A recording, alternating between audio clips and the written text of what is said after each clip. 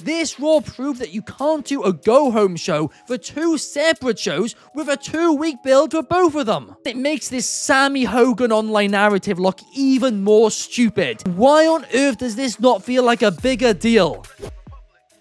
What is up, wrestling fans? I'm Ben Allison here at Wrestling Republic, and I have analysed last night's Monday Night Raw, and here are my 5 key findings. In at number 5, Seth Rollins, Bronson Reed and Braun Breaker are finally starting to feel like a faction instead of just a group of individuals. I absolutely loved that opening segment to Raw last night. The fact that Braun Breaker, Bronson Reed, Seth Rollins and Paul Heyman all got a chance to speak, and while one person was speaking, the rest of them were all bantering in the background. It worked really well and made them actually feel like a group for once. And Breaker and Bronson are both 10 times more interesting when they actually have something to say. They have a purpose rather than just standing there and being the muscle. And that serves a purpose too, right? But this actually makes them feel a lot more important, a lot more valuable. The one thing I will say though, and I don't know if it's a negative, but it is worth noting, is that Bronson Reed looks really menacing, but the second he opens his mouth,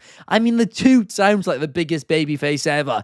I can't buy him as a heel when he's talking. But the thing is, long term, at least how I'm seeing this, is Bronson Reed is going to come out of this group as the babyface. So long term, I actually do think that's going to benefit him greatly, so it's not really a worry, but right now it is just kind of funny. But even still, I don't care. I want to hear him talk more. Same for Braun Breaker, same for Seth Rollins, same for Paul Heyman. Let them all speak. But Raw did do a great job throughout the show, and you guys know I love a through line throughout the show last night of making the faction feel important as well. But then at the end, having LA Knight take out Seth Rollins, stand tall and escape, building that match for Saturday night's main event. So when it comes to this group and their storylines, I have nothing negative to say about last night's Raw. In at number 4, the Intercontinental Triple Threat match needs to be the main event at Evolution. First and foremost, I don't really think this is much of a hot take considering this is really the only story actually built for that show.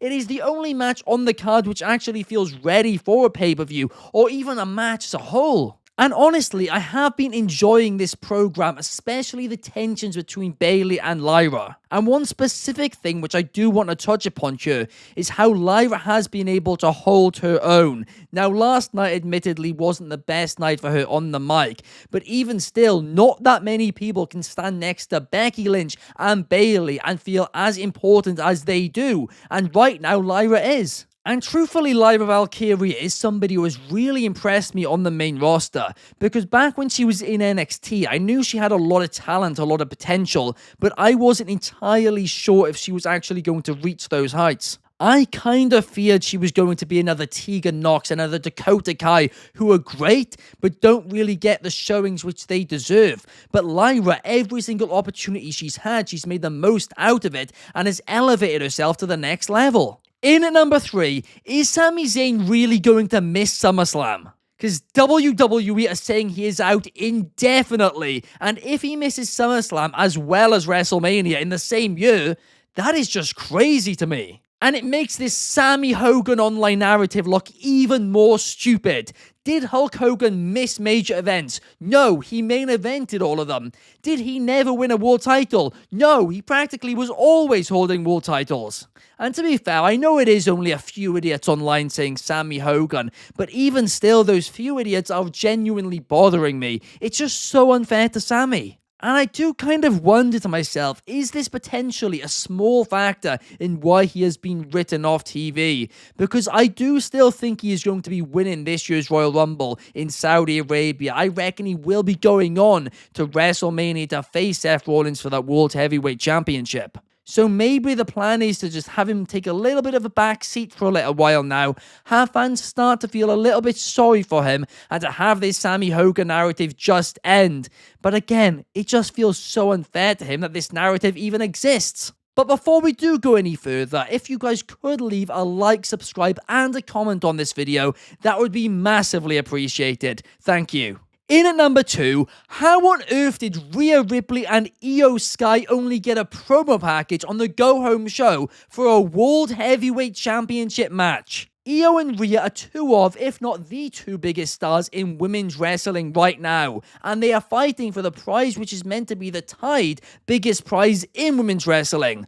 So why on earth does this not feel like a bigger deal? How on earth on the Go Home show are you not giving it a segment? How on earth is it a feud which only lasts 2 weeks? How on earth is only one of those 2 weeks an actual in-ring segment? It genuinely feels like they do not care about it, and that frustrates the hell out of me because these two are so freaking good. And I do think they care about it, but here is the issue that they have. There is just too much that they need to build at once right now. But even still, that's not a good enough excuse to just ignore the women's World Heavyweight Championship program when it's between two competitors as big as this. I cannot get my head around it, and it's leading into a bigger issue, which is point number 1. And in at number 1, this Raw proved that you can't do a go-home show for 2 separate shows with a 2-week build for both of them.